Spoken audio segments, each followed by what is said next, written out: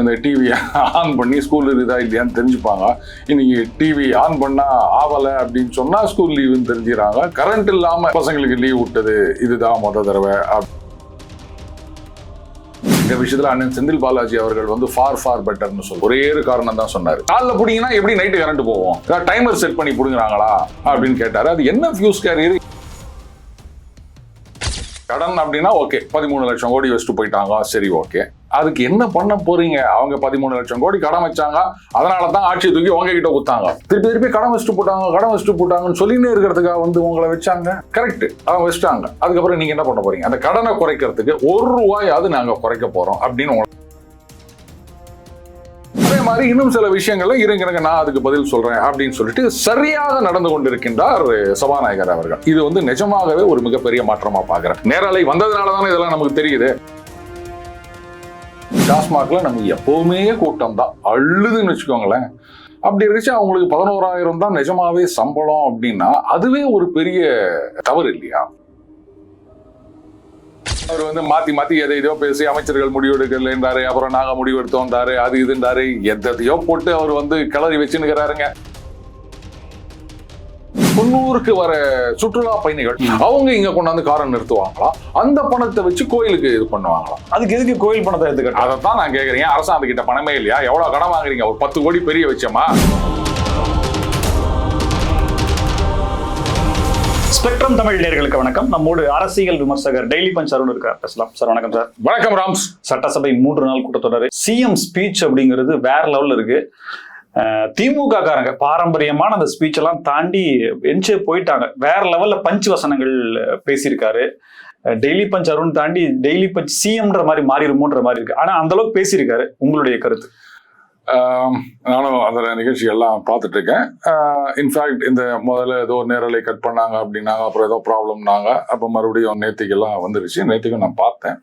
முதல்ல எதிர்கட்சி தலைவர் அவர்கள் பேசினது பார்த்தேன். நிஜமாவே உதயநிதி ஸ்டாலின் அவர்கள் பேச்சுக்கெல்லாம் கைத்தட்டுவேன் அப்படின்னு நான் வந்து நினைச்சு கூட பார்த்ததில்ல. நல்லா பேசினாரு. நேற்றைக்கு பேச்சு சொல்றேன். அதுல அவர் என்ன சொல்லியிருந்தாரு, இந்த பசங்கள்லாம் மழை பெய்யும் போது இந்த டிவி ஆன் பண்ணி ஸ்கூல் இருக்குதா இல்லையான்னு தெரிஞ்சுப்பாங்க. இன்னைக்கு டிவி ஆன் பண்ணா ஆவலை அப்படின்னு சொன்னா ஸ்கூல் லீவுன்னு தெரிஞ்சுக்கிறாங்க. கரண்ட் இல்லாம பசங்களுக்கு லீவ் விட்டது இதுதான் முத தடவை அப்படின்னு சொல்லியிருந்தாரு.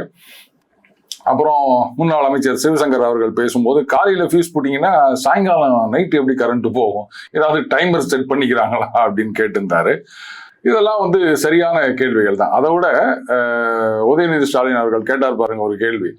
எங்க முன்னாள் அமைச்சர் தங்கம் தென்னரசு வந்து ஒரு மீட்டிங்ல கலந்துக்கிறாரு அம்பத்தூர்ல, கரண்ட் கட் ஆயிடுச்சு. சரி, எதிர்கட்சிகள் கரண்ட் பிடிக்கிட்டாங்க போலக்குது அப்படின்னு பார்த்தா விசிக ஆபீஸ்ல வந்து திருமா அவர்களை அண்ணன் பாசி அவர்கள் போய் பாக்குறாரு. சந்திச்சாரு. அவன் 1 மணி நேரம் இருட்டுலதான் பேசிட்டு இருந்தாங்க அப்படின்னு. நல்ல காலம் இந்த ஒரு படத்துல வந்து சுருளிராஜனும் இன்னொருத்தரும் வந்து இருட்டுல பேசிட்டு இருப்பாங்க. அந்த மாதிரி இதெல்லாம் நினைவு கூறவில்லை. கரண்ட் இல்லை அப்படின்றத மட்டும் சொன்னாரு. ஏசி கூட கட் ஆயிடுச்சுன்னு ஏதோ போட்டு இருந்ததா சொன்னாங்க. எல்லாத்துக்கும் மேல அவங்களுடைய கட்சி ஹெட் குவார்டர்ஸ்லயே கரண்ட் போயிடுச்சு அப்படின்னாரு. நல்லா இருந்தது இதெல்லாம். அதுக்கு வந்து அமைச்சர் என்ன பதில் சொல்லியிருந்தாரு, 2 நாள்ல வெள்ளை அறிக்கை கொடுப்போம்னு சொல்லியிருக்காரு. ஐயோ, முதல்ல இந்த வெள்ளை அறிக்கை விளையாட்ட கொஞ்சம் நிறுத்துங்க. வெள்ளை அறிக்கை கொடுத்துட்டா கருப்பா இருக்கிற இருட்டு மறைஞ்சு போயிருமா? நம்மளும் பஞ்சு டைலாக் பேசுவோம்ல, ராத்திரி இருட்டாகுது வெளிச்சம் இல்ல அப்படின்ட்டு எல்லாரும் ஜனங்கள்லாம் வெளில வந்து கஷ்டப்பட்டு போராடினுக்கிறாங்க. வெள்ளை நிலவு மாதிரி நாங்க வெள்ளை அறிக்கையை கொடுக்குறோம் அப்படின்னா அந்த அறிக்கையை வச்சுட்டு நாங்க என்ன பண்றது? ஸ்ட்ரெயிட்டா அவர் சொல்லல. அவர் என்ன சொன்னார்னா, டிரான்ஸ்ஃபார்மர் வாங்கினீங்க, அது எல்லாமே பாதி தான் வாங்கியிருக்கீங்க, அதுவுமே பழசாயிடுச்சு, உபயோகம் இல்ல, பிரச்சனையே டிரான்ஸ்ஃபார்மர் தான் அப்படின்னு சொல்லும் போது அதுக்கப்புறம் இல்ல அப்படின்னு சொல்லிட்டு செந்தில் பாலாஜி ஏதோ விளக்கம் சொல்ல வரும்போது இல்ல நாங்க 2 நாள்ல வெள்ளை அறிக்கை விடுறோம்னு சொல்லி அதுக்கப்புறம் தான் அந்த வார்த்தை. சோ டிரான்ஸ்ஃபார்மர்ல இருக்கிறத அவங்க கொண்டு வராங்க, எக்ஸ்போஸ் பண்றாங்க. டிரான்ஸ்ஃபார்மர்ல கரண்ட் தான் இருக்கும். அவர் என்ன கேக்குறாங்கன்னா, சரி ஒண்ணு பாருங்க, பாசிபிலிட்டி என்னன்னா டிரான்ஸ்ஃபார்மரே வாங்கல, இது ஒரு பாசிபிலிட்டி. இல்ல வாங்கின டிரான்ஸ்ஃபார்மர்லாம் துபாக்கூரு அதனால வேலை செய்யல, இது ஒரு பாசிபிலிட்டி. ரைட், டிரான்ஸ்ஃபார்மரே வாங்கல அப்படின்னு சொன்னா மே 4ஆம் தேதி வரைக்கும் எந்த பிரச்சனையும் இல்லையே, அதே டிரான்ஸ்ஃபார்மர் தான். கரெக்ட் இல்லையா? அதே மாதிரி தான் டிரான்ஸ்ஃபார்மர் துபாக்கூரு வேலை செய்யல அப்படின்னா மே 4ஆம் தேதி வரைக்கும் எந்த பிரச்சனையும் இல்லைல்ல. இப்ப இந்த 1 மாசத்துக்குள்ள வந்து திடீர்னு டிரான்ஸ்ஃபார்மர் கெட்டு போயிருமா? இதுதான் கேள்வி. அதை தான் அவங்க எதிர்கட்சி தலைவர் அவர் கேட்கிறாரு. அதாவது நிர்வாக திறமின்மையா இல்ல வேற ஏதாவது பிரச்சனைகளா, அதுக்கு என்ன பண்ண போறீங்கன்றதுக்கு 2 நாள்ல வெள்ளை அறிக்கை அப்படின்றாரு. சரிங்க, அந்த வெள்ளை அறிக்கையை வச்சுட்டு நான் என்னங்க பண்ணுவேன்? எனக்கு தேவை கரண்ட் தானேங்க. வெள்ளை அறிக்கையை கூட்டு போயிட்டு என் கூட்டு சுவிட்ச் போர்ட்ல சொருகினா உடனே அது பளிச்சுன்னு லைட் எரியுமா? இது ஒரு பதில் கிடையாது. அது மட்டும் இல்ல, அவர் என்ன சொல்லியிருந்தாரு, நிறைய காரணங்கள் சொன்னாங்க, வித்தியாசமா வேற ஒரு 7 காரணங்கள் 8 காரணங்கள் அப்படின்னு ஒவ்வொருத்தரும் ஒரு காரணங்கள் சொல்லிட்டு இருக்காங்க. இந்த விஷயத்துல அண்ணன் செந்தில் பாலாஜி அவர்கள் ஃபார் பெட்டர்னு சொல்வேன். ஒரே ஒரு காரணம் தான் சொன்னாரு, அணில் மட்டும்தான். அவ்வளவுதான். அவர் மாத்தி எல்லாம் பேசல, அணிலோட நிறுத்திக்கினார். இவங்க தான் விதவிதமா உனக்கு எந்த காரணம் பிடிச்சிருக்கோ எடுத்துக்கோ அப்படின்ற மாதிரி அவர் போட்டிருக்காரு சொல்றாங்க. அதான் அதுக்குதான் அவர் கேட்டார்ல, காலைல புடிங்கன்னா எப்படி நைட்டு கரண்ட் போவோம், ஏதாவது டைமர் செட் பண்ணி புடுங்குறாங்களா அப்படின்னு கேட்டாரு. அது என்ன ஃபியூஸ் கேரியர், எங்க புடுங்குறாங்க அப்படின்னு எனக்கு தெரியல. தெரிஞ்சவங்க யாராவது எக்ஸ்பிளைன் பண்ணா நல்லா இருக்கும். நமக்கு தெரிஞ்சு வீட்டுல பில்லு கட்டல அப்படின்னு சொன்னா ஃபியூஸ் கேரியரை புடிங்கிட்டு போடுவாங்க. அது நம்ம வீட்டுல நடக்கிற விஷயம். ஒருவேளை மெயின்ல எங்க ஃபியூஸ் கேரியர் இருக்குது, அதை புடிங்கினா என்ன ஆகும், அதெல்லாம் எனக்கு தெரியல. அது விளக்கம் வேணும். ஆனா அதே சமயத்துல டிரான்ஸ்ஃபார்மர் அப்படின்னு சொல்லும் போது அப்ப ஃபியூஸ் கேரியர்னு சொன்னது உண்மைக்கு மாறானதுன்னு வருது இல்லையா? ஒன்னு ஃபியூஸ் கேரியர் பிடிங்கிட்டு போயிடுறாங்க, திமுகவினர் குழப்பம் பண்றாங்க அப்படின்னு சொன்னா அதோட நிக்கணும். டிரான்ஸ்ஃபார்மர்ல ஊழல் வாங்கல இல்ல டிரான்ஸ்ஃபார்மர் சரியில்லை அப்படின்னா அப்ப ஃபியூஸ் கேரியர்னு சொன்னது சரியில்லைன்னு அர்த்தம். நீங்க திமுக ஆதரவாளர் கிடையாது, தாவேக்கு ஆதரவாளரும் கிடையாது, நீங்க யாருக்குமே ஆதரவு கிடையாதுன்றதுதான் உண்மை. அப்படி இருக்கும்போது இப்ப இந்த விஷயத்துல நீங்க யார் பக்கம், இப்ப பிரச்சனை என்னன்ற கேள்வி உங்களுக்கு வருது. இப்ப நீங்க சொல்றதை கிரிட்டிசைஸ் பண்றீங்க, நீங்க கேள்வி கேக்குறீங்க. அப்ப உண்மையிலே பிரச்சனை என்னன்ற கேள்வி வருது இல்ல? பிரச்சனைன்றது கரண்ட் இல்ல. என்ன பொறுத்த வரைக்கும் மக்களுக்காக மே 4 வரைக்கும் கரண்ட் இருந்தது, அதுக்கப்புறம் கரண்ட் இல்ல. அதுதான் நானும் கேக்குறேன். அதுதானே அரசாங்கம் கண்டுபிடிக்க வேண்டிய விஷயம். இப்ப இவங்க என்ன கொள்முதல் கம்மி பண்ணிட்டாங்களா இல்ல என்னன்றது? இது என்ன டிரான்ஸ்ஃபார்மர்னா மாசம் மாசம் மளிகை சாமான் மாதிரி உப்பு பருப்பு வாங்குற மாதிரி மாசம் மாசம் வாங்கிட்டு இருப்பாங்க. அதே கன்சம்ஷன் தான், அதே ரெக்ரூட்மெண்ட் தான், அதே டிரான்ஸ்ஃபார்மர், அதே லைன். ஆனா கரண்ட் மட்டும் கிடைக்கல அப்படின்னா அதுக்கு தாவேக்கா எப்படி காரணமாகுன்ற? அப்ப அந்த பிரச்சனையை உருவாக்குறாங்கல்ல. அந்த பிரச்சனை என்னன்றதை கண்டுபிடிக்க வேண்டியது அரசாங்கமும் அந்த மின்சாரத்துறையும் தானங்க. நமக்கு தான் வேலையா? என்ன பிரச்சனைன்னு சொல்றதுதான் நம்மளுடைய கேள்வி. புரியுதுங்களா? மக்களுக்கு இந்த மாதிரி பிரச்சனை இருக்குது, நீங்க வெள்ளை அறிக்கை கொடுத்து நாங்க என்ன பண்ண போறோம் அப்படின்றத நான் கேட்கிறேன். தாவேக்கா சொல்றது திமுகவுக்கு சாதகமா இருக்கு, அதுல லாஜிக் இல்ல, உண்மையான காரணமா தெரியல அப்படின்றீங்க நீங்க. நாம என்னைக்குமே உண்மைக்கு தான் ஆதரவு கொடுப்போம், லாஜிக்கு தான் ஆதரவு கொடுப்போம். தாவேக்கா ஆதரவுன்றது திமுக யாருக்கும் ஆதரவு கிடையாது. இந்த பிரச்சனை எப்படின்னு சொல்றீங்களே, அப்ப ஒரு காரணம்னா பரவாயில்ல, 7-8 காரணங்கள் சொல்றீங்க. அப்ப எந்த காரணம்ன்றது உங்களுக்கே சரியா புரிபடல. அப்ப அவங்களே கண்டுபிடிக்கலங்கிறதா உண்மை. ஆமா. அப்ப நீங்க காரணம் மட்டுமே சொல்லிட்டு இருந்தா சரி வருமா? இப்போ ஏன்டா மார்க் எடுக்கல அப்படின்னா ஒவ்வொரு தடவை ஒவ்வொரு காரணம், வாத்தியார் சரியில்லை, இல்ல பரீட்சைக்கு லேட்டா போயிட்டேன், இது இந்த தடவை நீ எனக்கு நோட்ஸ் வாங்கி கொடுக்கல, இப்படி ஒவ்வொரு தடவை ஒவ்வொரு காரணம் சொல்லியிருந்தா போதுமா? மார்க் எடுக்கணும், அதுக்கு என்ன பண்ண போற? காரணத்தை தூக்கி குப்பையில போட்டு இப்படிதானே நம்ம அப்பா அம்மா நம்ம நறுக்குன்னு தலையில கூட்டுவாங்க. அது மாதிரி எத்தனை நாளைக்கு நீங்க காரணமே சொல்லிட்டு இருக்க போறீங்க? காரணம் எனக்கு வேணாம், கரண்ட் தான் எனக்கு வேணும், அதை கொடுத்தீங்கன்னா போதும், நாமளும் அப்பப்ப பஞ்சு கொடுப்போம். சோ நீங்க திருப்பி அதாவது இப்ப கடன் அப்படின்னா ஓகே, 13 லட்சம் கோடி வச்சுட்டு போயிட்டாங்க, சரி ஓகே. அதுக்கு என்ன பண்ண போறீங்க? அவங்க 13 லட்சம் கோடி கடன் வச்சாங்க, அதனாலதான் ஆட்சி தூக்கி உங்ககிட்ட கொடுத்தாங்க.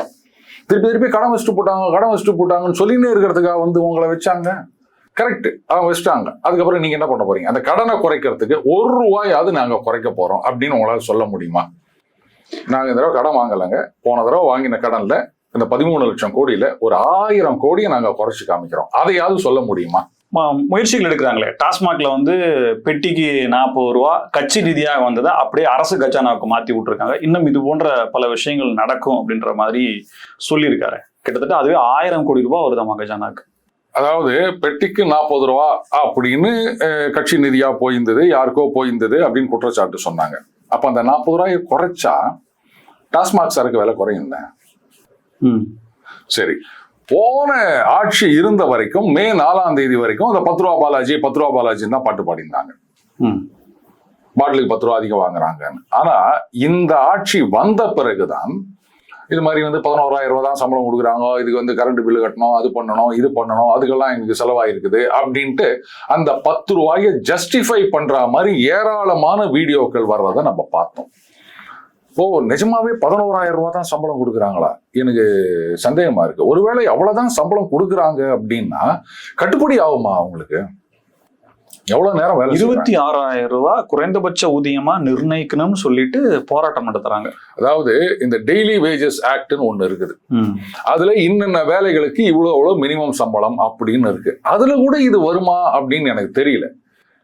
30 நாள் 500 ரூபா வச்சுனா கூட 15,000 ரூபா ஆச்சு. இத்தனைக்கும் ஞாயிற்றுக்கிழமையும் வேலைக்கு போனா ஒண்ணு வாடாங்க. இப்ப அந்த அபார்ட்மெண்ட்ல எல்லாம் இந்த ஹவுஸ் கீப்பிங் ஸ்டாஃப் அப்படின்னு சொல்லிட்டு இந்த தூய்மை பணிகளுக்கு வச்சிருக்காங்க. அவங்களுக்கு கூட 12,000 ரூபா கொடுக்குறாங்க. அவங்களுக்கு வந்து ஒரு 1 hour 2 hour அந்த மாதிரி தான் இல்ல, அதாவது சில இடங்கள்ல ஷிஃப்ட் வச்சிருக்காங்க, மார்னிங் ஷிஃப்ட், ஆஃப்டர்நூன் ஷிஃப்ட் அப்படின்னு. அந்த வேலையை மட்டும் செஞ்சுட்டு அவங்க போயிடும். ஆமா, அவங்களுக்கே 12,000 ரூபா கொடுக்குறாங்க. பெட்ரோல் பங்க்ல நீங்க பெட்ரோல் அடிக்கிறீங்கனால மினிமம் 15,000 ரூபா கொடுக்குறாங்க. அப்படி இருக்கு. இங்க டாஸ்மாக் அப்படின்றது வந்து அப்படி கொஞ்சம் அப்படி கேஷுவலா உட்கார்றது கிடையாது. பெட்ரோல் பங்க்லயே அது சில நேரங்கள்ல ஒரு 11 மணில இருந்து 12 மணி 1 மணி வரைக்கும் காலியா இருக்கும். பீக் ஹவர்ஸ்ல அதிகமா இருக்கும். இங்க அதெல்லாம் கிடையாது. டாஸ்மாக்ல நமக்கு எப்பவுமே கூட்டம் தான், அள்ளுதுன்னு வச்சுக்கோங்களேன். அப்படி இருந்துச்சு. அவங்களுக்கு 11,000 தான் நிஜமாவே சம்பளம் அப்படின்னா அதுவே ஒரு பெரிய தவறு இல்லையா? உடனே என்ன பண்ணுவாங்க, இதை நாங்க பிரைவேட்ல வித்துடுறோம் அப்படின்னு அப்படி கூட சில பேர் சொல்லலாம். ஏன்னா அதை ஒரிஜினல் அவர்களை கேட்கும்போது மதுவிலக்கு உங்கள் கொள்கையா அப்படின்னும் போது அவர் அந்த அசோகவர்தினி அவர்கள் பேட்டியில் தான் அப்படின்னு நினைக்கிறேன். அரசு விற்கக்கூடாது அப்படின்னாரு. இப்ப அரசு விற்காம தனியார் வித்தா, இப்போ சில பொருட்கள் தடை செய்யப்பட்டிருக்கிறது, அப்ப வந்து அரசு விற்காம தனியார் வித்தா சரி அப்படின்னு சொல்லிடுவோமா? நம்ம யார் வித்தாலும் தப்பு தானே. இப்போ இதுல இன்னொன்னு யோசிச்சு பாருங்க. இப்போ வந்து அரசு விற்பதனால இவ்வளவு வருமானம் வருகின்றது. இப்ப தனியார் கொடுத்தா அந்த வருமானம் வருமா இல்ல அதிகமா வருமா? சரி, இப்ப தனியார் கொடுத்தா அதிகமா வருது அப்படின்னு வச்சுக்கோங்களேன். இன்னைக்கு 50,000 கோடி வருதுங்க கவர்மெண்ட் விற்கிறதுனால. இதை நம்ம தனியார் கிட்ட கொடுத்தோம்னா நமக்கு 60,000 கோடி வருது. ஏன் 51,000 கோடி, ஒரு 1000 கோடி எக்ஸ்ட்ரா கூட வச்சுப்போமே. நான் சின்னதா ஒரு கேள்வி கேட்கவா? நீங்க ஒரு பொட்டி கடை வச்சு நடத்தி நிக்கிறீங்க, நீங்களே வச்சு நடத்தி நிக்கிறீங்க. உங்களுக்கு வந்து ஒரு மாசத்துக்கு வந்து 30,000 ரூபாய் லாபம் வருது. இப்ப அடுத்தவங்க கிட்ட கொடுக்குறீங்க, 35,000 ரூபாய் உங்களுக்கு வருது அப்படின்னு சொன்னா அப்ப நீங்க கடை நடத்த துப்பு இல்ல, எங்கேயோ லீக் ஆகுதுன்னு தானே அர்த்தம். உங்ககிட்ட லீஸுக்கு வாங்கி ஒருத்தர் வாங்கி அவரு லாபம் பார்த்து உங்களுக்கு நீங்க எடுத்த லாபத்தை விட அதிகமா கொடுக்கிறாருன்னு சொன்னா அப்போ உங்களுக்கு கடை நடத்த வக்கில்லைன்னு தானே அர்த்தம். ராம்ஸ் பட்டவர்த்தனமா தெரியுதே சார், இந்த குற்றச்சாட்டு தான் தெரியுது. அவங்க 2 லாரி பில்லோட போச்சுன்னா 1 லாரி பில் இல்லாம போகுது, அன்அக்கவுண்ட்ல போகுது. இதைத்தான் பிடிஆர் சொன்னாரு. அதாவது டாஸ்மாக்கு வந்துட்டு போனோம், அதுனா டைரக்டா போகுது அப்படின்னு. சோ இந்த மாதிரி ஸ்ட்ரீம் லைன் பண்ணாலே விற்கிறதுன்னு முடிவாயாச்சு, நாங்க வந்து மதுவை இழுத்து மூட போவதில்லைன்னு சொல்லியாச்சு. அப்புறம் அதை வந்து அரசாங்கம் வித்தான தனியார் வித்தான, தனியார் கிட்ட போயிட்டு அவங்களும் லாபம் பார்த்துட்டு இது பண்றதுக்கு அது அரசாங்கமே மொத்த லாபம் வந்துட்டு போட்டோமே. அப்போ இதை ஸ்ட்ரீம் லைன் பண்ணணும். எவ்வளவு பெட்டி வருது, டைரக்டா எவ்வளவு வருதுன்னு அக்கௌண்ட் பண்ணி அதுக்கப்புறம் ஊழல் பண்றாங்களே சார். ஊழல் பண்ணாங்கன்னா அதை சரி பண்றதுக்கு தானே அவங்க கிட்ட ஆட்சியை கொடுத்துருக்குது. அதுதான் இப்பதான் ஆட்சி மாற்றம். அதுக்கப்புறம் திரும்பி அவங்க ஊழல் பண்றாங்க இதே சொல்லிட்டு இருந்தீங்கன்னா அப்புறம் நீங்க என்னத்துக்கு இருக்கீங்க? இந்த ஆட்சியில தனியாருக்கு பண்ணிட்டாங்க அப்படின்னா அடுத்து வரக்கூடியவர்கள் இப்ப பண்ணின மாதிரி ஊழல் பண்ண முடியாதுல்ல. மேபி அதுக்கப்புறம் புது முயற்சிகளை வேணா எடுக்கலாம். பட் இந்த ஸ்ட்ரீம் வந்து தனியார்கிட்ட கொடுத்துட்டோம் அப்படின்னா அதுல கொஞ்சம் ஊழல் குறையுமே. இது ரொம்ப கதையா இருக்குது. சரக்கு அப்படின்னு வந்தாச்சுன்னா நீங்க எங்க போனாலும் அது ஊழல் நடக்கத்தான் செய்யும். இப்போ நீங்க வந்து முன்னாடி எல்லாம் பாத்தீங்கன்னா அந்த டிக்கெட்ல ஒரு முத்திரை குத்திருப்பாங்க தெரியுமா? அந்த லோக்கல் பஞ்சாயத்து முத்திரை இருக்கும் சினிமா டிக்கெட்ல. இப்போ ஆன்லைன் அப்படின்னு வந்துருச்சு. இப்ப நீங்க சொல்ற மாதிரி டாஸ்மாக்கு வராம டைரக்டா அங்க போயிடுச்சு அப்படின்னா அவங்க மட்டும் அந்த மாதிரி பண்ண மாட்டாங்கன்னு என்ன நிச்சயம்? டூப்ளிகேட் சரக்கு ஓட்டுவாங்க இல்லையா? இப்ப அரசாங்கம் போது ஒரு செட் ஆஃப் கண்ட்ரோல் இருக்குது உங்களுக்கு, புரியுதுங்களா? தனியார்னு வந்தாச்சுன்னா இதே மாதிரி இத்தனை 1000 கடைகள் இருக்குது அப்படின்னும் போது எத்தனை 1000 ஸ்டாஃபை வச்சு நீங்க டெய்லி போய் இன்ஸ்பெக்ட் பண்ணிட்டு இருப்பீங்களா? ஃபுட் சேஃப்டி ஆபீசர்னு இருக்காங்க, எவ்வளவு ஆபீசர் இருக்காங்க, எவ்வளவு உணவு நிறுவனங்கள் இருக்கு, எல்லாத்திலையுமா செக் பண்ண முடியுது. ஆனா கவர்மெண்ட் அப்படின்னும் போது இன்னைக்கு இருந்தாலும் ஒரு பயம் இருக்கும், எப்போ ஒன்னா வருவாங்க, எப்போ ஒன்னா வேலையை விட்டு தூக்குவாங்க அப்படின்னு சொல்லிட்டு. அப்போ இதை சரி பண்ணணும். முதல்ல இந்த சட்டமன்ற இதுக்கு வருவோம். அதுல வந்து அந்த ஊழல் விஷயங்கள் அதெல்லாம் சொல்லியிருக்காரு. சரிங்க, தொழில்துறை அமைச்சரா கீர்த்தனா அவர்கள் அவங்க கூட சொல்லியிருந்தாங்க, இந்த மாதிரி இத்தனை லட்சம் கோடி இது போயிடுச்சு, எல்லாம் வந்து இந்த கமிஷன் அது கேட்டதுனால அப்படின்னு. சரி, கமிஷன் கேட்டாங்க அப்படின்னா யார் யார் கமிஷன் கேட்டாங்க அப்படின்ட்டு ஒரு லிஸ்ட் எடுங்க. யார் யாரெல்லாம் எவ்வளவு கமிஷன் வாங்கியிருக்காங்க அப்படின்ட்டு ஒரு விசாரணை கமிஷன் போடுங்க. கமிஷன் வாங்கினதுக்கு கமிஷன் போடுங்க. அவங்க வந்து எவ்வளவு கமிஷன் அப்படின்றத ப்ரூவ் பண்ணாங்கன்னா அப்ப நீங்க நடவடிக்கை எடுத்தீங்கன்னா ரொம்ப சந்தோஷப்படுவோம். இப்போ இந்த என்ஃபீல்டு போயிடுச்சுன்னு சொன்னாங்க. பட் என்ஃபீல்டு போனது வந்து நான் அப்படி நினைக்கல. ஏன்னா எல்லாத்தையும் ஒரே ஸ்டேட்ல கொண்டு போய் இன்வெஸ்ட் பண்றது அப்படின்றது தட்ஸ் நாட் குட் ஐடியா. ஒரு பெரிய டிசாஸ்டரோ ஃப்ளட்டோ வந்துச்சுன்னா சப்ளை செயின் டிஸ்டர்ப்ட் ஆகும். அடுத்தது நீங்க இன்னும் கொஞ்சம் தள்ளி தள்ளி போக போக தான் வந்து அந்த ஜியோகிராபிக்கல் ஏரியாக்கு நீங்க குயிக்கா கேட்டர் பண்ணணும், டிரான்ஸ்போர்ட் சார்ஜ் மிச்சமாகும். ஆமா. சோ அந்த மாதிரி தான் நான் பாக்குறேனே தவிர, அடுத்தது இப்ப ஆந்திரால வந்து முதல்ல ஐடி செக்டாருக்கு நிறைய இன்சென்டிவ் கொடுத்திருந்தாரு சந்திரபாபு நாயுடு பழசு அங்க இருக்கும்போது. இப்ப வந்து மேனுஃபேக்சரிங் தான் அப்படின்றத உலகமே புரிந்து கொண்டு விட்டது. ஸோ அதனால அவங்க நிறைய இன்சென்டிவ் கொடுக்குறாங்க, அதனால போயிருக்கலாம் அப்படின்னு நான் பாக்குறேனே தவிர, மற்றபடி இது ஏதோ இங்க. அடுத்தது இந்த அரசு நிறுவனங்கள் ஏஎம்சிஏ இதெல்லாம் என்ன லஞ்சம் கேட்டிருப்பாங்களா அவங்க கிட்ட போயிட்டு? இதெல்லாம் நினைச்சு பாக்குற காரியமா அது. ஸோ அதெல்லாம் வந்து அப்படி சொல்ல முடியாது. மேபி அவங்க இன்னும் நிறைய இன்சென்டிவ் அதிகமா கொடுத்துருக்கலாம், இல்ல வேற ஏதாவது பண்ணிருக்கலாம். ஊழல் இல்லை. ஸோ அதனால தான் அது அங்க போயிருக்குமே தவிர. மாப்பிள்ளை சார் சட்டமன்றம் வந்ததை பத்தி உங்களுடைய கருத்து என்ன? அது வந்து இந்த விசிட்டர் பாஸ் வாங்கிட்டு யார் வேணா போலாம் சார். நேத்து சிஎம் விஜய் அவர்களுடைய பிறந்த நாள், எதிர்கட்சி தலைவர் அவருடைய உரை இருக்குது, அன்னைக்கு வந்திருக்காரு. இதுல வேற உள்ளர்த்தங்கள் எதுவும் இல்லையா? அவர் மேல இருக்காரு, கீழ இருந்து சட்டமன்ற உறுப்பினர்களா கும்பிடுறாங்க. பெரிய ஒரு அப்படியே ஒரு மாதிரி சினிமா காட்சி. உறுப்பினர்கள் தானே, திமுக உறுப்பினர்கள். வந்து எனக்கு தெரியாதடா அப்படின்னு நான் கும்பிடலையே அப்படின்ற மாதிரி அவங்களை பதர்ந்தது எல்லாமே காட்சிகளா பார்த்தோம். அதாவது சட்டசபை லைவ் வருதுல்ல சார், இதுவே ஒரு பெரிய மாற்றம் இல்ல சார்? நீங்க எப்படி அதை எடுத்துக்கிறீங்க? இல்ல அது வந்து கரெக்ட், நான் ஒத்துக்கிறேன். தெரியாது சொல்றதுதான் நமக்கு. ஆமா, இப்ப அதனாலதான் வந்து இப்போ இந்த மாதிரி உதயநிதி ஸ்டாலின் அவர்கள் பேசினதெல்லாம் நம்ம கண்ணுக்கு தெரியுது இல்லையா? நல்லா பேசியிருக்காரு அவரு. இதுதான் வந்து ஜனங்களை, குறிப்பா சின்ன பசங்களை இருக்கும். சோ இந்த மாதிரியான விவாதங்கள், அதாவது ஒரு இன்டலெக்சுவல் ஆர்குமெண்ட் இல்ல அப்படின்னு சொன்னாலும் அந்த பீப்புள் கனெக்ட் இருக்கிற ஆர்குமெண்ட் இருக்கு இல்லையா? சோ அது வரைக்கும் ஓகே. இப்ப இது வந்து நான் எதிர்கட்சி தலைவரோட இதுல மட்டும்தான் இன்னைக்கு நான் கான்சென்ட்ரேட் பண்ணியிருக்கேன். இப்போ முதலமைச்சர் உரை அப்படின்னும் போது அதை நம்ம தனியா பார்க்கலாம், அதையும் இதையும் நம்ம மிக்ஸ் பண்ணிக்க வேணாம். ஏன்னா இது வேற ஆங்கிள், அது வேற ஆங்கிள். அதுல உதயநிதி ஸ்டாலின் அவர்கள் இன்றைய இதுல இன்னொன்னு கேட்டிருந்தார். அதாவது அவை முடிஞ்சிடுச்சுன்னு சொன்னா அதுக்கப்புறம் வந்து எப்படி பேச முடியும்? முடிஞ்சிடுச்சுன்னு சொன்னார், நாங்கெல்லாம் வெளில போயிட்டோம், அப்புறம் வீட்டுல போய் டிவியை போட்டு பார்த்தா ஒரு அமைச்சர் வந்து பேசினேக்கிறாரு, இது என்ன மரபு அப்படின்னு கேட்டிருக்காரு. பட் ஒரு விஷயம் கவனிக்கணும், இந்த நமது மாண்புமிகு சபாநாயகர் அவர்களை பொறுத்த வரைக்கும் முன்பு இருந்த சபாநாயகர் மாதிரி இல்லை. நிஜமாகவே எதிர்கட்சியினரும் இதை ஏற்றுக்கொள்வார்கள் அப்படின்னு நினைக்கிறேன். இவர் வந்து பெரும்பாலும் நடுநிலையோட செயல்படுகின்றார் அப்படின்னு.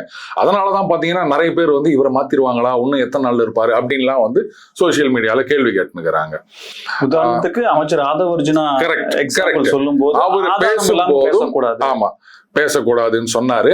அடுத்தது என்ன பண்ணாரு, இந்த லட்சணம் அப்படின்ற வார்த்தை வந்து அவை குறிப்பில் இருந்து நீக்கப்படுகின்றது. அப்புறம் இன்னும் சில இது அதெல்லாம் வந்து நீக்கப்படுகின்றது.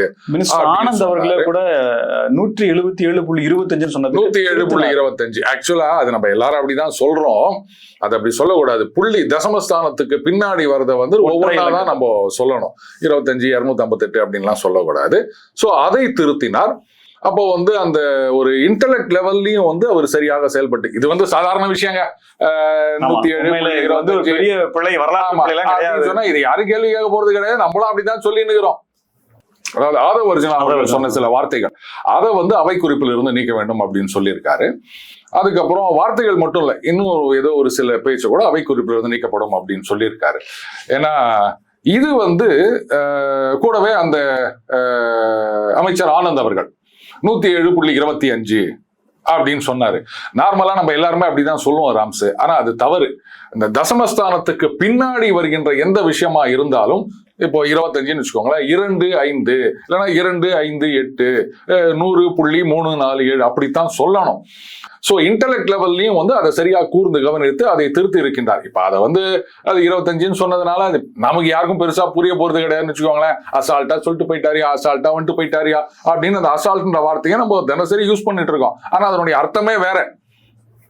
இப்படியே 107.25 சொன்னாலும் யாரும் அதை கேட்க போறது கிடையாது. ஆனாலும் அதையும் கவனித்து அதை திருத்தி இருக்கின்றார். அமைச்சர் அவர்கள் சொன்னதையே அவை குறிப்பில் இருந்து நீக்கப்படும் அப்படின்னு வேற சொல்லியிருக்கார். அதே மாதிரி இன்னும் சில விஷயங்கள்ல இருங்க நான் அதுக்கு பதில் சொல்றேன் அப்படின்னு சொல்லிட்டு சரியாக நடந்து கொண்டிருக்கின்றார் சபாநாயகர் அவர்கள். இது வந்து நிஜமாகவே ஒரு மிகப்பெரிய மாற்றமா பாக்குறேன். நேரலை வந்ததுனாலதானே இதெல்லாம் நமக்கு தெரியுது. அப்கோர்ஸ் அந்த காலத்திலயும் ஒரு சில நேரங்கள்ல வந்தது. அப்போ அந்த சபாநாயகர் எப்படி நடந்து இதுதான் நடந்ததுன்னு சொல்லி ஆளுங்கட்சி ஒண்ணு சொல்லும், இல்ல இதுதான் நடந்து சொல்லி எதிர்கட்சி ஒண்ணு சொல்லும். இதுதான் நடந்ததுன்றது நமக்கு தெரியாது. அவங்க கண்டென்ட் எடுத்துக்குவாங்க. ஆமா. அதனால இப்ப வந்து அந்த வாத பிரதிவாதங்கள் நேரம் பார்க்கும்போது நானே பார்த்தேன் இல்லையா. அடுத்தது இன்னொரு முக்கியமான கேள்வி, அந்த பார்ட்டி ஃபண்ட் சொல்றீங்களே, எந்த பார்ட்டி அப்படின்னு எதிர்கட்சி தலைவர் அவர்கள் கேட்டிருந்தாரு. அது சரி, எந்த பார்ட்டி அப்படின்னு இதை வந்து வெளிப்படையா சொல்லணுமா? ஆட்சியில் இருந்த பார்ட்டிக்கு தான் பார்ட்டி ஃபண்ட் கொடுத்துருப்பாங்க, எதிர்கட்சிகளுக்கோ இல்ல வந்து லெட்டர்பேட் கட்சிகளுக்குமா கொடுத்துருக்க போறாங்க. ஸோ இது என்னவோ ஒரு பெரிய கேள்வியா கேட்டதா சொல்றாங்க. அதுக்கப்புறம் வந்து இந்த ஊரு பேரு இந்த இதெல்லாம் சொல்லணும் அப்படின் போது எதிர்கட்சி தலைவர் கிளீனா படிக்கிறாரு. இந்த ஊர்ல இந்த தாவே கால சார்ந்த அவரு அப்படின்ட்டு அந்த டீட்டெயில்ஸ் எல்லாம் அவரு படிக்கிறாரு. அது வந்து அனுமதிக்கப்பட்டது நேரலையா வேற நம்ம பார்த்திருக்கோம். இதெல்லாம் வந்து மிகப்பெரிய மாற்றங்கள் அப்படின்னு தான் நம்ம சொல்லணும். இது வந்து எதிர்கட்சி சைட்ல. இதுக்கு ஆளுங்கட்சிக்கு என்ன கவுண்டர் கொடுத்தாங்க அது முக்கியம். அதை வந்து நம்ம இன்னொரு இதுல நம்ம தனியா பார்க்கலாம். பட் பொதுவில் வந்து ஒரு நல்ல மாற்றம் தெரிகின்றது. இந்து சமய அறநிலைத்துறை விஷயம் வரும்போது முன்னாள் அமைச்சர் சேகர் பாபு அவர்கள்ட்ட ரொம்ப இப்போதைய இந்து சமய அவர் வந்து பேசினாரு. அவர் வந்து மாத்தி எதையோ பேசி அமைச்சர்கள் முடிவு எடுக்கலன்றாரு, அப்புறம் நாங்க முடிவு எடுத்தோன்றாரு, அது இதுன்றாரு, எதையோ போட்டு அவர் வந்து கிளறி வச்சுன்னுக்கிறாருங்க. இப்ப கேள்வி என்னன்னா, அமைச்சர் அவர்கள் கரெக்டா ஸ்டோரி பார்க்கிங் அதான் கேட்டாரு. ஒரு மாசத்துக்கு 500 பேர் வராங்க அந்த கோயிலுக்கு, அங்க போயிட்டு 10 கோடி செலவுல மல்டி லெவல் பார்க்கிங் தேவையா அப்படின்னு கேட்டாரு. கோவில் பணத்தை நீங்க என்ன பண்ணணும்? முதல்ல நீங்க இத்தனை ஆயிரம் கோயிலை நீங்க கண்ட்ரோல்ல வச்சுக்கிறீங்க. அப்போ எல்லா கோயிலையும் வருமானம் வருது கிடையாது. எத்தனையோ கோயிலுக்கு ஒரு கால பூஜைக்கு கூட வழி இல்லாம அங்க இருக்கிற அவருடைய வாழ்வாதாரத்துக்கு, அவருடைய குடும்பம் பிழைக்கிறதுக்கு, உயிரோடு இருக்கிறதுக்கான செலவுக்கான பணமே இல்ல. பூஜை பண்றதுக்கு இல்லனா ஒரு தடவை ஒரு பூஜை யார் சார் பண்ணுவார்? பூசாரி தானே சார் பண்ணுவார். அதுதான் நான் சொல்றேன். ஐயர் நல்லா இருந்தா தான் பண்ண முடியும். ஐயர் நல்லா இருக்கணும், அட்லீஸ்ட் பூஜை பண்றதுக்காக அதுக்கு வேணுமே. நான் ஒரு கோவிலுக்கு போயிருந்தேன். நல்ல பாடல் பெற்ற ஸ்தலம். அது ரொம்ப பிரபலமான ஒரு கோவில்னு வச்சுக்கோங்களேன். சரி, பேரையே சொல்றோமா, இதுல என்ன அப்போ திருவெண்ணைநல்லூர் கும்பகோணம் சுந்தரர், அவருடைய சுந்தரருடைய திருமண வைபவம் வந்து ரொம்ப விமர்சையா நடக்கும். அங்கதானே வந்து அந்த சிவபெருமான் வந்து வழக்காடியது, பேர் பெற்ற தலம் அது. அங்க நாங்க போயிருக்கோம். எதேச்சியா அன்னைக்குத்தான் வந்து சுந்தரருடைய கல்யாண வைபவம். திருஞான சம்பந்தர், திருநாவுக்கரசர், சுந்தரர், மாணிக்க வாசகர், அப்பர், சுந்தர், சம்பந்தர், மாணிக்க வாசகர். சுந்தரர் வேற, சரியா? இப்போ அந்த அன்னைக்கு நாங்க போயிருக்கோம். மற்ற வேலையெல்லாம் கவனிச்சுட்டு இருந்தாங்க. அப்புறம் அந்த கோவிலுக்கு ஏதாவது பண்ணணுமே அப்படின்னப்போ அவர் என்ன தெரியுமா சொன்னாரு, அது ஏதோ யூபிஎஸ் ஏதோ வச்சிருந்தாங்க போல இருக்கு, இந்த பேட்டரி போயிடுச்சு, அது வாங்கி கொடுக்க முடியுமா? அவருக்கு எதுவும் வேணும்னு கேட்கல, நாங்க ஏதாவது கொடுக்குறோம் அப்படின்னப்போ அவர் அதான் சொன்னாரு, இல்ல அது ஏதாவது செய்யுங்க, ஏதாவது அப்படின்னாரு. சோ இந்த மாதிரி தன்னலம் பாராமல் உழைக்கும் எத்தனையோ பேர் இருக்காங்க. அதுவாது கொஞ்சம் பிரபலமான கோவில், ஏதாவது கேஸு வழக்கு வியாஜ்யம் இருந்ததுன்னா அந்த கோயிலுக்கு போய் சாமியை வேண்டிங்கன்னா அதெல்லாம் தீந்துரும். ஏன்னா அங்க வந்து இறைவனே வந்து வழக்காடிய தலம்னு சொல்லுவாங்க. அந்த ஊர் கோயில நீங்க பாத்திருக்கீங்களா, போயிருக்கீங்களா ராம்சு? சிவபெருமானுடைய பாதரட்சைகள் இருக்குது தெரியுமா? எத்தனை பேருக்கு நம்ம இதெல்லாம் தெரிஞ்சு வச்சிருக்கோம்? வாழும் ராஜராஜன் சோழன் காலத்திலேயே அதிகப்படியான கும்பாபிஷேகம் பண்ண அமைச்சர் திராவிட கட்சியில விட்டுட்டு போன பாதங்கள் இருக்கு. திராவிட கட்சியில் இருந்துட்டு ஒரு பெரிய வாழும் கடவுளாக இருந்துட்டு போனார். அவருடைய ஆட்சியில கூட அது கவனிக்கப்படலையேன்ற ஒரு ஆற்றாமை தான், ஆற்றாமை தான் சொல்லணும். அப்ப என்ன பண்ணணும், எத்தனையோ கோவில்களுக்கு பூஜைக்கு கூட வழி இல்லாமல் இருக்கின்றன. அதுக்கு நீங்க பணத்தை செலவு பண்ணிட்டு அதுக்கப்புறமா மிச்சம் இருந்ததுன்னு சொன்னா பார்க்கிங் கட்டுங்க, அதை கட்டுங்க, இதை கட்டுங்க. கழிவறை சொல்றாங்களே இல்ல, அங்க வந்து அந்த குன்னூருக்கு வர சுற்றுலா பயணிகள் அவங்க இங்க கொண்டாந்து காரை நிறுத்துவாங்களாம். அந்த பணத்தை வச்சு கோயிலுக்கு இது பண்ணுவாங்களாம். அதுக்கு எதுக்கு கோயில் பணத்தை எடுத்துக்கிட்டு? அதைத்தான் நான் கேக்குறேன். அரசாங்கம் கிட்ட பணமே இல்லையா? எவ்வளவு கடன் வாங்குறீங்க? ஒரு 10 கோடி பெரிய விஷயமா? இவ்வளவு அங்க ஒரு டெண்டர் விட்டு போயிருங்க, பப்ளிக் பிரைவேட் பார்ட்னர்ஷிப் அப்படின்னு சொல்லிட்டு யாரையா விட்டு நீங்க கட்டுங்க. நம்ம அந்த மாநகராட்சியில நீங்க காரை கொண்டு போய் நிறுத்தின உடனே சீட்டு போட்டு வாங்குறாங்க பாருங்க. அந்த மாதிரி 10 கோடி தானே, 10 கோடி இன்வெஸ்ட் பண்றதுக்கு யாருமே இருக்க மாட்டாங்களா? யாரையாவது விட்டு கட்டுங்க, கட்டிட்டு நீங்க அதுல இருந்து எடுத்துக்காங்க அப்படின்னு சொல்லுங்க. டோல் பூத்து மாதிரி. அதுக்கு ஏன் கோயில் பணத்தை எடுக்கிறீங்க? கரெக்டா தான் கேட்டாரு அவரு. இதுக்கெல்லாம் நீங்க கோயில் பணத்தை என்ன ராம்ஸ் 10 கோடி டெண்டர் விடுறோம் அப்படின்னு சொன்னா அதுல ஏதோ வருமானம், எவ்வளவு வருமானம் இருக்கின்றது அரசாங்கத்துக்கு. நீங்க உடனே யாருக்கு அப்படின்லாம் என்கிட்ட கேட்காதீங்க. அமைச்சருக்கு அது எனக்கு தெரியாது. அதை கண்டுபிடிக்க வேண்டியது இப்ப இருக்கவங்க. அவர்கள் தானே அரசாங்கம். இல்ல, அதை வந்து கண்டுபிடிக்க வேண்டியது இவங்க, நான் இல்ல. வருமானம் இருக்கின்றது மட்டும் தான் நான் சொல்வேன். அது அரசுக்கு நான் சொல்லிட்டு போயிருவேன். அது யாருக்கு, மற்றவங்களுக்கு நீங்க தான் கண்டுபிடிக்கணும். சோ அந்த நேரலையில எதிர்கட்சி ஒண்ணு சொல்லிட்டா ராம்ஸ், முன்னாள் முதலமைச்சர் மு.க. ஸ்டாலின் அவர்கள் தோத்தது கூட ஒரு விதத்துல திமுகவுக்கு நல்லதுன்னு சொல்றேன். இங்க போய் உட்காந்து சட்டசபையில உதயநிதி ஸ்டாலின் அவர்கள் நல்லா டீல் பண்றாரு. அவர் இந்த மாதிரி எல்லாம் வந்து டக்கு புக்குன்னு கேட்டிருப்பாரா அப்படின்னு I have my own reservations. So இப்ப இளைய தலைமுறை அப்படின்னு வேற சொல்றாங்க, அடுத்த வாரிசுன்னு வேற சொல்றாங்க.